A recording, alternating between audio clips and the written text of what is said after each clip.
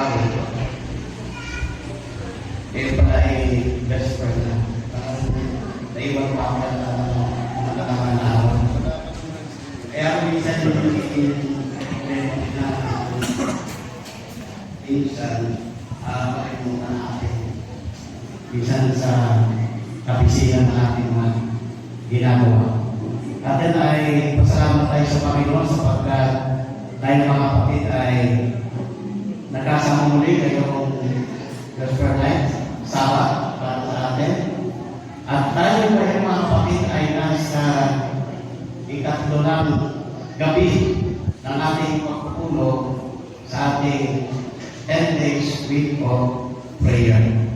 At ang naibigay po sa akin ay napakagandang topic.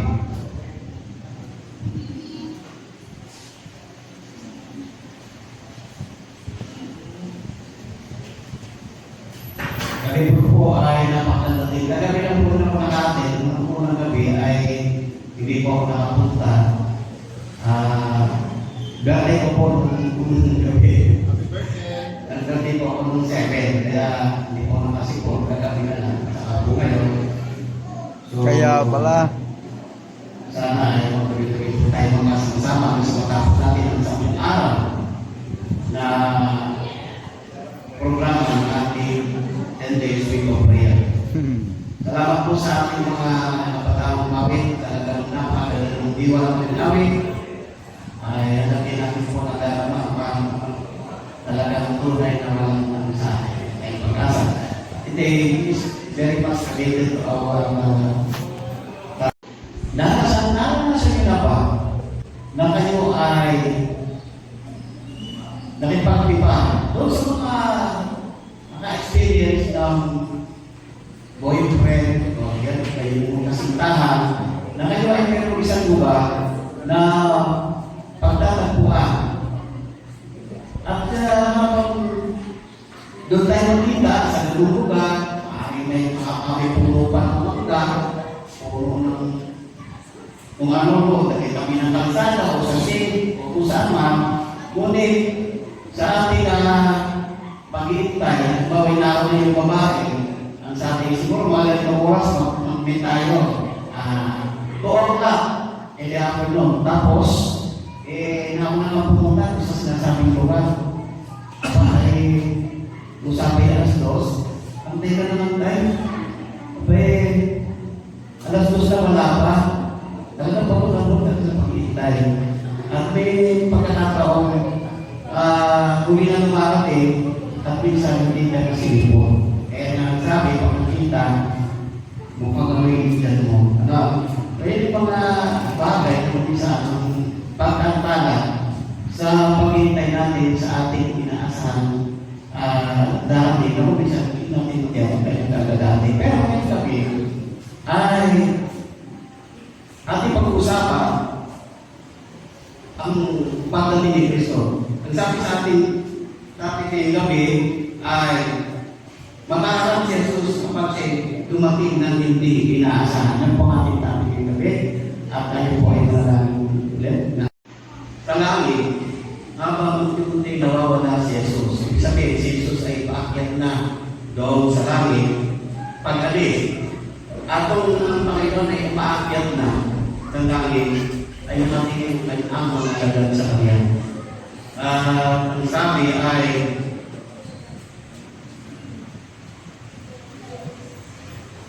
ng dalawang anghel. Ang Jesus na ito ay babalik sa ganyan din paraan. Ang pag-alis ni Jesus ay may basbas ang isang paalala. Ang kanyang pagbabalik ay hindi nakakatakot, kundi isang masayang sorpresa na dapat natin pag-aasahan. Mga kapatid, mahirap talaga na yung may darating na hindi natin inaasahan. Kung alam natin na ang Panginoon ay darating, ngunit minsan ay yung pagdating niya, walang sinumang nakakaalam. Kahit sa mga anghel. Sabi dito ay, dito sa gawa, 1:9 hanggang 11, ang sabi po sa Jesus talata. Pag-isabi niya sa bagay na ito, habang sila'y nakatingin, dinala si Ita at sila'y tinubi ng ulap sa kanilang mga paningin. Samantalang nakatitig sila sa langit at sila'y papalayo. Biglang may dalawang lalaki tumayo sa tabi nila may puting damit na nagsabi. Ang sabi, kayo mga galing taga-Galilea, bakit kayo nakatayo tumitingin sa langit? Itong si Jesus na dinala sa langit mula sa inyo, ay dating na gaya din ang inyo. Nakita o pakita niya sa langit. Ano yung pakita lahat tayo nakakaalam na alam natin ang Panginoon umalis, alam natin ang Panginoon ibabalik. Sa ating isipan mga kapatid, yung pagpartiin mo sa bagay na nakita mo ay dalawang bagay lamang. Maaaring ito ba talaga yung Kristo na akyat at sinasabi babalik para sa atin. Sabi ay, habang ang mga lagat na nakasihin, siya ay tinanggap ng mga natagdagat ng nanay ng mga anggel sa langit ng mawit ng tagumpay. Ano po yung punto ko na gusto kong ipapakita sa atin? Sabi dito ay, tahanan ng aniyang inihanda. Ang sabi, bago kanyang muling pagpakito, kaya pala si Jesus sa paghahanda ng matitirhan sa langit. Alam natin sa Juan 14:1-3, sinabi niya, sa bahay ng ating may mga tahanan, ako'y parang upang ipaganda ang ilang dako. Ang sabi ng pangako ay muling pagpakito'y dapat dahil manatiling sariwa sa bawat isipan natin. Ito dito, para din ang kanyang presensya. Dahil siya ay nasa langit, ang kanyang pag-ibig at presensya ay nananatiling sa atin. Sa pamagitan ng banal na Espiritu, sabi ay pinangako ni Jesus sa atin sa Makkabay 20. Narito ko ay kasama ninyong palagi hanggang sa katapusan ng sanlibutan. Ang sabi ng Ellen White dito, ang pagkakaya sa nila sa Kanya ay mas matatas na ngayon kaysa nung kasama nila. Siya ng personal. Ang tiwala ng pag-ibig at kapangyarihan ni Kristo ay nagbibigay sa pamamagitan niya. Ano ba yung sinasabi dito yung makakapagpapag? Sabi, ang sabi ang Diyos ang ating nagpamamagitan sa trono ng Diyos. Sabi ay Jesus ay nasa langit bilang kaibigan at tagapagligtas at ipinangingita ang kanyang lugar para sa ating kapag-usapan. Sa Hebrew 20:12, pilihan ni Jesus ay pinapakita sa harap ng Diyos ang delito ng kanyang para sa tinubos niya. Kaya, alam niyo sa agad na siya nasa harap ng trono ng Diyos at ang kanyang pagkiramay sa nagulog sa langit sa katuan ay ibabago. Sa kinilaman, pag sa Panginoon ay nandun na sa trono, sa luklukan ng awas sa langit, ay talaga makakita pa yung lupa. Ang tinanong niya na si pagkakako sa Diyos. Ipinapakita sa talaga na talagang ibinesa na siya ay namatay. Ipinapakita natin ang uusap ngayon. Ang sabi dito ay, paano nakatutulong sa ating pananampalataya na malaman na si Jesus ay personal na naghahanda ng dako para sa atin. Pero mga kapatid, malalim na tanong. Ang pagkaunawa natin dito ay kung napapanatili natin ang ating relasyon sa Panginoon ay tiyak tayo na alam natin kung ano talaga yung sadya ng Panginoon para sa atin, ang pagkakita para sa atin. Sabihin, meron talaga tayong knowledge tungkol sa alalagay natin Panginoon kung paano siya umalis at tayo pagkahanda doon sa langit na bayan. Ano? Ang sabi pa po dito ay, paano natin mapapalitin sa liwa sa ating isipan at pangako ng tayong pagbabalik sa kabila ng mga balas sa buhay. Yan ay nagiging problema ko din ng mga kapatid. Kaya, ayaw ko naman. Kasi, dati, yung hindi na nakakataon. Ang napira ko minsan, Sisipan na lang ako ng maghapon ng Sabado. Kung hindi pa naman makasimba ng Miyerkules at saka ng Vesper, titiyakin ko na ako ay sisipan na maghapon ng Sabado. Parang, yung minsan kasi sa aming trabaho, ako'y pagkakulog mga kapatid. Kasi may biyahe ng biyahe, ang biyahe ko lada na gari. Kung saan po ang hindi ko na nakukuhay, ay mag-deliver sa mga tindahan ng mga paninda nila. Kaya isa nararamdaman ko pag umigo, parang pagkakapag ako sa pito. Parang hindi na ako makakasimba ng Biyernes at Miyerkules. Pero hindi dapat pala magigat ng attitude natin ng bawal dito sa atin. Sapagkat ang isang naghahantay kapag dating ng Panginoon ay hindi dapat magigat ng attitude. Nagiging masyadong abala sa ating mga buhay. Siguro, kailangan natin mga kapatid ay mabalanse ang ating pangbuhay. Siyempre, lahat tayo may pinagkakabalahan. So, pero mga hanap buhay tayo, bawat isa, ay dapat siguro ay mabalanse. Huwag naman lumamang na puro na lang yung ang ating iniisip. Dahil ang isang kagaya natin mga Kristiyano na naghahanda sa pagdating ng Panginoon ay dapat ay laging ready. Kasi alam na natin, ang pagdating ng Panginoon ay hindi na natin alam. Ano po? Ay nandyan. Nakahiga po sa ilalim ng payatas. Parang natin yan. So inaantay niyang malaglag yung bunga sa kanyang pangalan.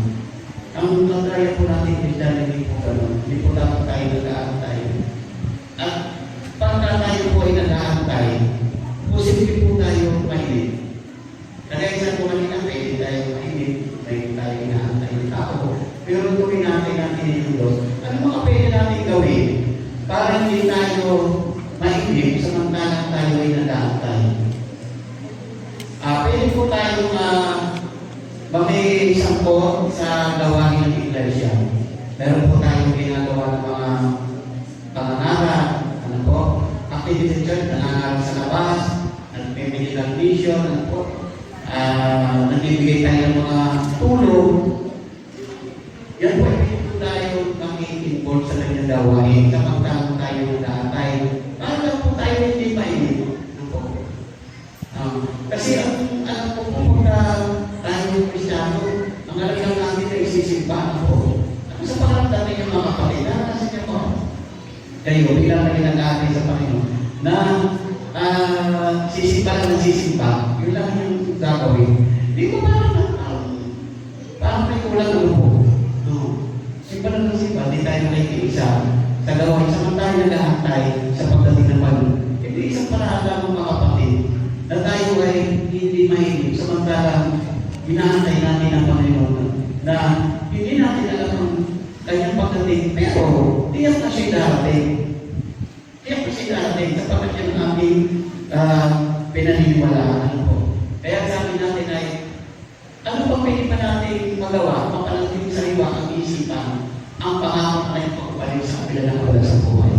So, bigyan din natin ng panahon ang Panginoon sa magitan ng devotion sa Kanya.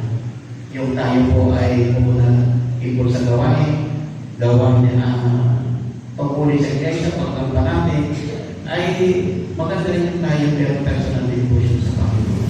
Yung ating mga public worship, yung ating personal worship, dapat yung po talaga lagi natin ginagawa yan samantalang tayo nag-iintay. Alam nyo doon sa amin sa Batangas, yung tatanda, naalala ko yung theory ko. Mayroon siyang inaantay na may usapan na ng oras pero hindi makit dahil Batangas sa isaktong sinabi yung oras. Ay sabi ng nanay niya, habang iko'y nag-iintay, habang iko'y nakaupo yan, relax muna, para hindi ka mainit, ay magwalis-walis ako na diyan. Para hindi ka mainit. Sabihin, hindi mo mapapansin yung tahimipan kapag kayo meron ginagawa sa ating mga Kristiyano. may ginagawa para sa Panginoon. At kung kanina ay dapat puro na lang sa atin. Ano po? Balansin. Alam niyo mga kapatid ay ang magandang naiisip ko na balansin ang mga bagay na ito. May panahon sa trabaho, may panahon sa pamilya, may panahon sa gawain sa iglesia, may panahon sa personal na pag-debosyon sa Panginoon, pagsama sa kanyang mga gawain, yun, balance yan. Ayaw doon sa ating inaantay. At itong isa pang bagay na para natin mamasaliwa ang pangako ng pagbalik. Dapat ito po ay naiisa pa rin natin. Nananampalataya sa ating titirahan. Tama dito ay, ano ba yung sabihin ng magkaroon ng presensya ni Kristo sa buhay ngayon kahit hindi natin nakikita ng physical? Ano yung mga kapatid maparag po mga tayo sapagkat sabi maparag ang tao na ng palataya para hindi na nakikita tayo sa palataya tayo ng Diyos. Diba? Advantage para sa atin yun kumpara doon sa mga gudyo na dumating na hindi pa nila paniwala natin. Kaya na napakataya kahit hindi pa natin yung talagang physical na may kita. Pero sabi, darating ang panahon na nakikita natin yung physical ang pagdating ng Panginoon upang tayo ipunin. May condition na naman po mga kapatid. Dahil ang pagdating ng Panginoon nakita natin siya sa kapatid natin pagbaba niya tayo pupunin. Pag nakita natin yun, ibig sabihin, ligtas tayo nun. Iwala po ba kayo? Sapagkat, nung una, unang pagpunta ni Jesus dito sa lupa, hindi naman personal natin nakita bilang isang Diyos, isang maluwalhati Diyos. Buti siya ipinanang sa mga dahil Maria, nagkatawang tao. Una, kasalamuhan ng mga tao. Pero this time, pag dumating sa physical mismo, ano pang alis niya, ang pagdating, para tayo kulis. Physical natin makikita. At kung tayo ay nananatili sa Panginoon, exactly, makikita natin ang Panginoon. Ngayon kung hindi tayo talagang nanatili sa kanyang pag-ibig, sa kanyang biyaya, sa kanyang presensya, nang sabi ng mga tao na kung siya'y dumating, na hindi sa kanya. Ano sabi? Ay kasama. Baka makasama tayo takpan mo rin mga kapatayan. At ayaw na makita ang kalwalatian ng Diyos sa dumating na yan. So, yun ay isang bagay na napakalaga para sa ating mga kapatid. At kung nasa kanina ay dami tayo magbigay ng panahon. Debosyon, pag-aaral ng salita ng Diyos, Biblia, pananalangin sa kanya ng daigdig. O pag lagi yan, araw-araw, sa na oras-oras, tayo lagi ay konektado sa Panginoon sa magitan ng panalangin upang sa gano'n ay hindi tayo makakita. Tayo ay patuloy na nakakonekta sa Kanya at makatitiyak tayo na tayo hindi mawala sa Kanya. Araw-araw, siya naghahanda, naglilinis ang bahay, nag-aabang sa bintana. Nang dumating ang bahay hindi pinaasahan sa kalagitnaan ng gabi, hindi nakakatabaka, hindi po umiyakap. Dalang niyakap dahil ang kanyang puso. Ibig sabihin, talagang pinaghahandaan ng batang ito ang matayunin niyang pag-antay sa pagdating ng kanyang ama. Na bagamat hindi niya eksakto na lang, pero lagi siyang nakaready. Ano? Laging nakaready. Dapat tayo makasya na laging nakaready.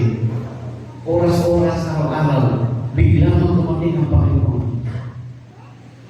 Sigurado tayo ay makasama na doon sa langit ng bayan. Kaya mga kapatid ay dapat natin tatandaan ang sabi. Si Jesus ay naghahanda ng lugar para sa iyo sa kapatira. Subalit mabuti natin hindi ay handa ang ating sarili upang siya ay mangarap sa kanyang pagpapalik. Sabi dito ay pati matibayin ang ating relasyon sa Kanya, anuman ang sitwasyon sa buhay. Sa mga kapatid ay spike din natin mag-uusap ngayon na araw-araw talaga may handa natin ang ating mga sarili sa Panginoon. Dapat hindi na natin ang ating pagdating. Kaya, lagi tayo nakikinig, punong-puno tayo ng pag-akit, punong-puno ng pag-aaral tungkol sa Kanya. At punong-puno din tayo ng ating spirito dahil namin sa Panginoon sa Panginoon. Tayo po ay nakatitiyak, nakapagpapati ang Panginoon.